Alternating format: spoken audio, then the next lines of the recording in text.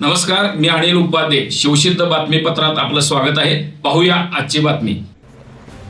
रुकडीवाडी इथल्या 5 वर्षीय रिद्धी विनायक कांबळे ही थॅलेसेमिया या गंभीर आजाराने ग्रस्त असून तिच्या उपचारासाठी 21 लाख रुपये खर्च अपेक्षित आहे.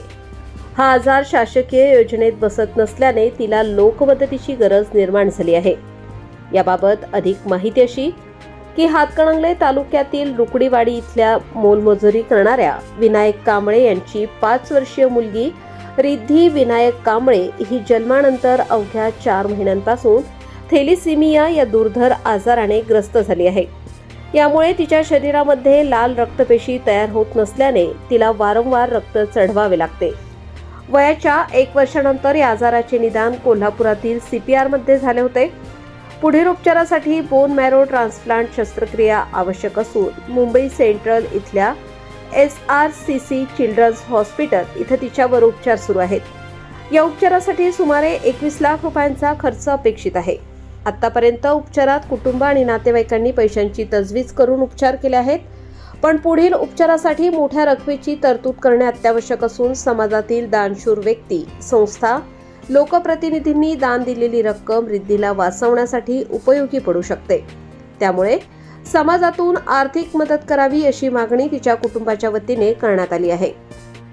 अधिक माहितीसाठी भाग्यश्री कांबळे मोबाईल नंबर आणि गुगल पे नंबर 86 00 87 70 70 या नंबरची अथवा बँक ऑफ इंडिया शाखा रुकडी खाते क्रमांक 0 93 61 82 10 00 24 64 या खाते क्रमांकावर मदत द्यावी.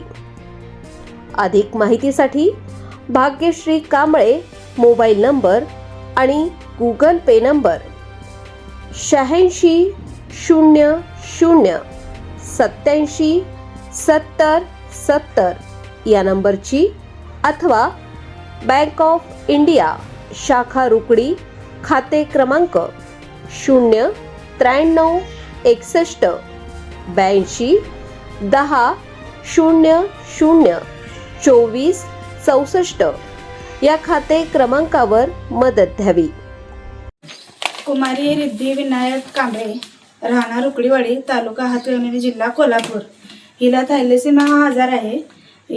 हे बोन मॅरो ट्रान्सफर या उपचारासाठी तिला मुंबईमध्ये SRCC या हॉस्पिटलमध्ये दाखल केले आहे. तिला रोजचा खर्च वेगळाच येतो आणि तिला ते बोन मॅरो ट्रान्सफरसाठी लागणारा 20 लाख रुपये खर्च येणार आहे. त्यासाठी प्रत्येक दानशूर व्यक्ती किंवा संस्था इथून मदत मिळावी.